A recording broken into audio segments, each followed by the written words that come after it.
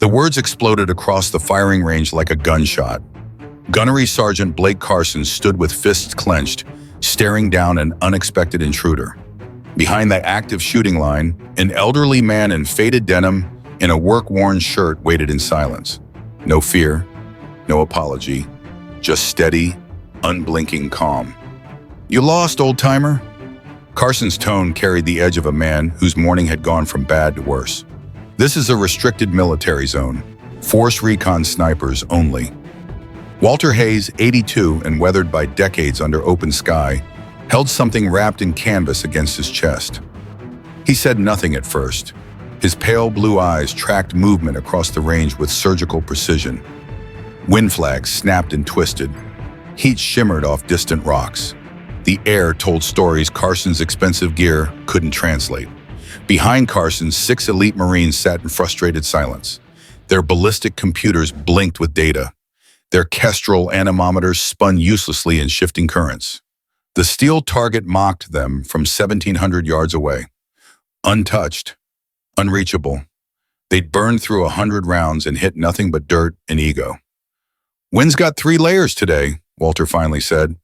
His voice was gravel and smoke. "Your equipment's reading 1. The bullets flying through all 3. A snort of disbelief escaped Carson's throat. 3 layers, right." He gestured at the tech strapped to his wrist, at the rifles bristling with sensors and screens. "We're calculating Coriolis drift, barometric shifts, spin deflection. This isn't about sticking a finger in the air, Pops." Walter's expression didn't change. "Your machine sees numbers. It doesn't see the thermal rising off those boulders at mid-range. Doesn't feel the downdraft from that ravine. That flag you're trusting?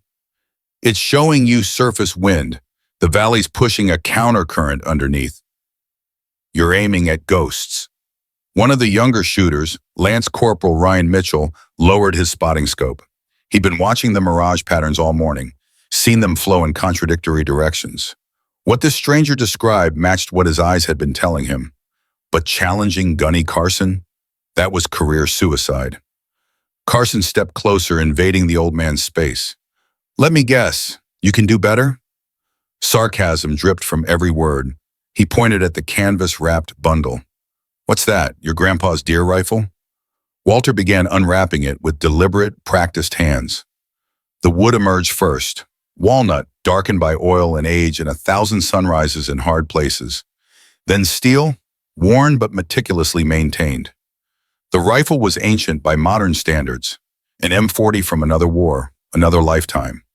The stock bore deep scars, one particularly nasty gouge near the bolt housing. The scope was simple, mechanical, devoid of digital wizardry.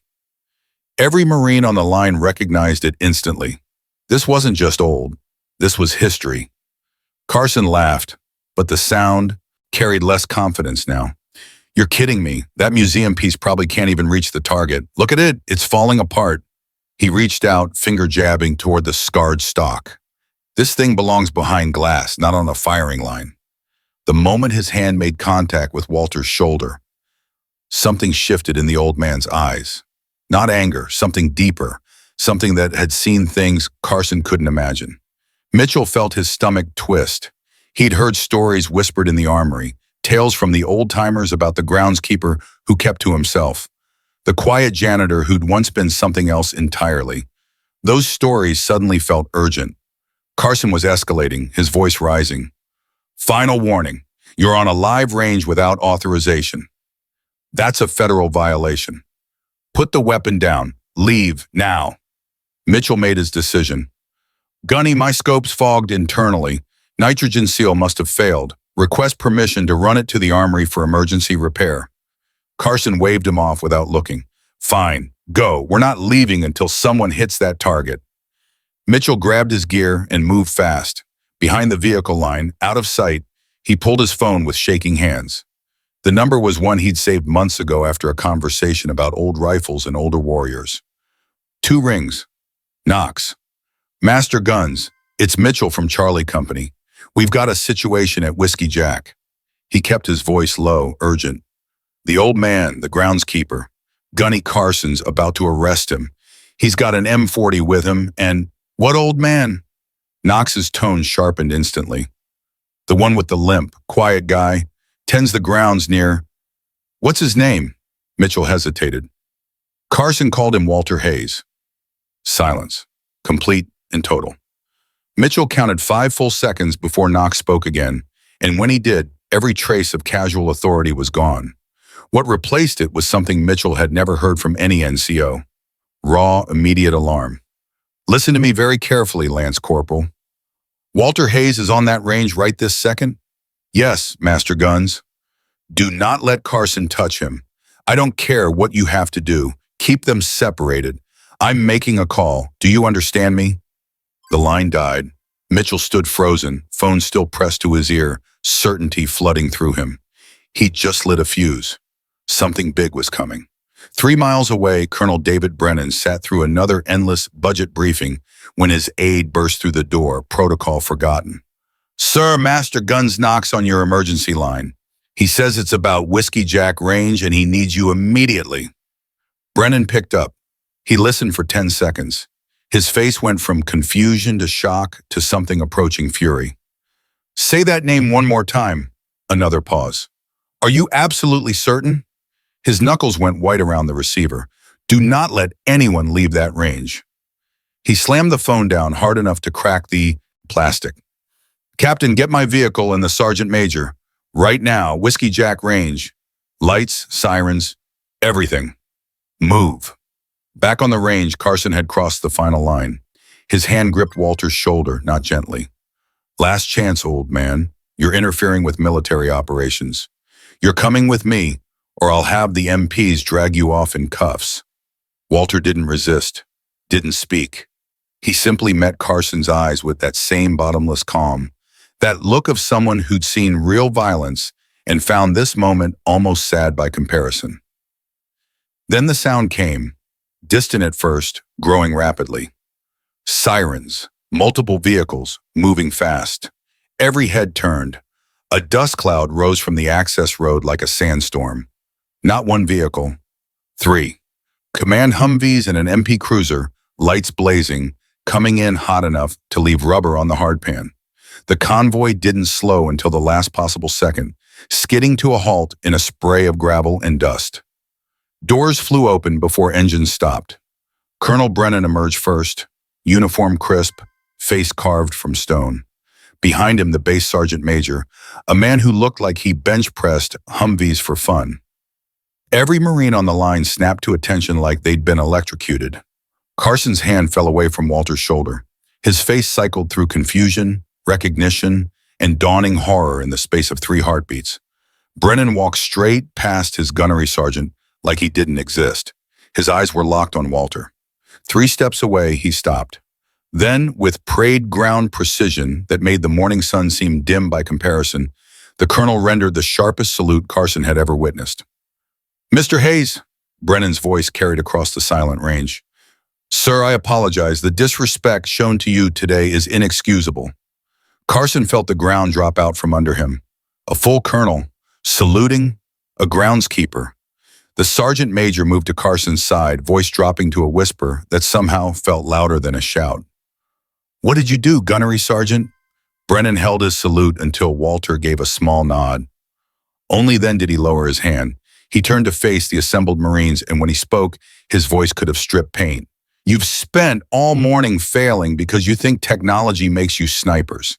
It doesn't. Right now, a mile of wind is beating you. And while you failed, your leader decided to disrespect a man who forgot more about this craft before you were born than you'll learn in your entire careers. He gestured to Walter. This is Chief Warrant Officer Avian Fob Walter Hayes, retired. In Vietnam, the enemy didn't know the names of our snipers, but they knew his. They called him the Ghost of a Shao Valley because he killed from places they couldn't see, in conditions they couldn't comprehend. Mitchell felt his spine straighten involuntarily. The stories, they were all true. Mr. Hayes holds the 3rd longest confirmed kill in Corps history, Brennan continued. Made during a monsoon in triple canopy jungle, with winds that would ground helicopters. And he made it with that rifle your gunnery sergeant just mocked. He turned back to Walter. Sir, Would you show these Marines what they're missing? Walter moved to the firing line without a word. No hurry, no wasted motion. He settled onto the mat, positioned the M40 across his battered rucksack. No bipod, no digital aids, just wood, steel, and experience. For a moment, the desert disappeared. Walter was 19 again, belly down in Vietnamese mud, rain turning the world to soup. The stock was new then, the gouge fresh from shrapnel that had nearly taken his head. Through the scope, an enemy machine gunner was setting up to pin down an entire platoon. Walter had watched rain slant through leaves, felt wind curl through impossible jungle terrain. One breath, half out, hold. The trigger broke clean. The memory tasted like copper and fear and youth. Back in the present, the sun beat down. Walter's eyes refocused on the distant target. Your computers want data points, he said, voice carrying in the stillness. But wine doesn't speak in numbers. It speaks in signs. He pointed downrange. See the shimmer at 1,000? Flowing right to left. Thermal rising off rock. Now look at the grass halfway. Barely moving, leaning toward us. Wind circling back on itself. That flag at the target shows the main current, but it's a lie. The bullet has to thread all 3 layers. You can't calculate it. You have to feel it. His hands moved on the scope. Small adjustments, each one deliberate. Elevation, windage, decades of muscle memory encoded in tiny clicks. He settled his cheek against worn walnut. The scar in the wood pressed against his skin like an old friend. He breathed in, breathed out halfway. Held. The world narrowed to crosshairs and heartbeat. He squeezed. The M40 cracked, a sound from another era, sharp and honest. Every scope on the line swiveled to the target. 1,700 yards of desert air, 2.5 seconds of flight time. The bullet carved through 3 conflicting winds, dancing between currents only Walter could read. Then the sound came back, clear as a bell, metal striking metal, dead center. The Marines erupted. Cheers and applause broke the stunned silence. Professional warriors reacting like kids at a magic show. Brennan allowed himself a small smile before his expression hardened again. He turned to Carson, and the temperature dropped 20 degrees. Gunnery Sergeant, your arrogance just cost you. This man came here to help, and you treated him like a criminal. You had a legend standing in front of you, and you were too blind to see it. Carson stood at attention, face ashen. Sir, no excuse, sir. Correct, no excuse. Brennan's words came down like a hammer. You and your entire team are now on remedial training. 1 week, wind reading and fieldcraft fundamentals. Your instructor, if he's willing to waste his time on you, will be Mr. Hayes. Walter stood slowly, joints protesting, quietly. He walked to Carson, who couldn't meet his eyes. Walter placed his hand on the same shoulder Carson had grabbed minutes before. Gentle. No anger. Your gear helps, Walter said softly, but it doesn't think. Wind doesn't care about your computer, son. You need to listen to what the world is telling you, not just what your screen says. As Walter held the rifle, memory flickered again. 20 years old, receiving this weapon from a master sergeant who'd survived Chosin. The stock had been darker then, the barrel bluing still sharp. She's not fancy, the old Marine had said, voice rough as stones. She kicks, she's heavy, but she's honest. Learn her language. Trust what she tells you. The rifle wasn't just a tool. It was a bridge between generations, carrying lessons written in wood and steel. The week that followed transformed Whiskey Jack Range. Every dawn, elite Marines sat in a semicircle on bare earth. No rifles, no computers, just attention. Walter stood at the center, holding a single blade of grass, explaining how its movement revealed more than $1,000 instrument ever could. He taught them to read heat signatures dancing above stone, to feel pressure changes before equipment registered them, to trust their senses when technology failed. He taught them something their training had stripped away. Patience, observation, the quiet wisdom that comes from watching instead of measuring. The Marine Corps took notice. A new curriculum module was drafted, codified, made official. They called it the Hayes Wind Doctrine. Mandatory training for all advanced snipers. A legacy written not in manuals, but in understanding. 5 weeks after the confrontation, Carson walked into a hardware store on his day off. He was looking for irrigation parts when he spotted a familiar figure studying seed packets in the garden section. Walter. Carson's heart kicked. He took a breath, steadied himself, and walked over. "Mr. Hayes." Walter looked up, face brightening with genuine warmth. "Gunny, how's your garden coming?" "Sir?" "Your tomatoes. Saw you planting them a couple weeks back. You've got them too close. They'll choke each other out before they fruit." A slight smile. "Might want to thin them." Carson felt something inside him settle, humility without shame. "Sir, I wanted to thank you. What you taught us that week changed everything." "Changed me." Walter nodded, reached out, squeezed Carson's shoulder. "You're a good Marine. You just forgot to look up from your books and see the weather." He held up a seed packet. "Everything worth knowing is about the small things, the details everyone else misses." He started to walk away, then paused, turned back. "Keep listening, son. The world talks to those who pay attention." Carson watched him disappear down the aisle. An 82-year-old man in work clothes and scuffed boots. Nobody who passed him would guess what he'd done, what he'd survived, what he still carried. But Carson knew now. The most dangerous weapons weren't the ones with the most technology. They were the ones guided by experience, humility, and hard-won wisdom. Walter Hayes had taught them that in a way no classroom ever could. The lesson wasn't about shooting, it was about seeing, about understanding that expertise isn't loud or flashy. Sometimes it's quiet, patient, wrapped in worn denim and carried in calloused hands. Sometimes it mows grass and plants tomatoes and waits for the moment when it's needed most. And when that moment comes, it doesn't boast. It simply does what needs doing, then walks away without fanfare. That was the real lesson.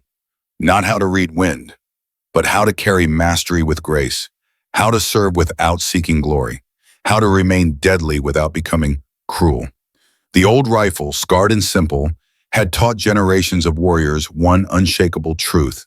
Technology evolves, equipment improves, but the fundamentals, the deep knowledge that separates the competent from the legendary, that never changes. It only transfers one generation to the next, teacher to student, legend to warrior. If this story reminded you that real expertise is built on experience, not equipment, leave a comment below. Subscribe for more stories about the quiet heroes who shaped military history from the shadows. Share this with someone who needs to hear that wisdom and humility still matter in a high-tech world.